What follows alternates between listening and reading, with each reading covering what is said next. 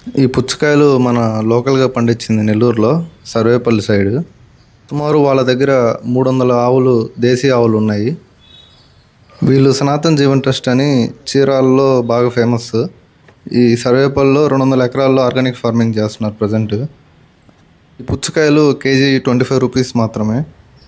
పుచ్చకాయలు బాగా రెడ్గా, టేస్ట్ చాలా బాగున్నాయి. వాళ్ళు బీరకాయలు కూడా ఇచ్చారు. ఇది నాటు వెరైటీ బీర. లావు ఉంటుంది కానీ లోపల చాలా లేతగా ఉంటుంది.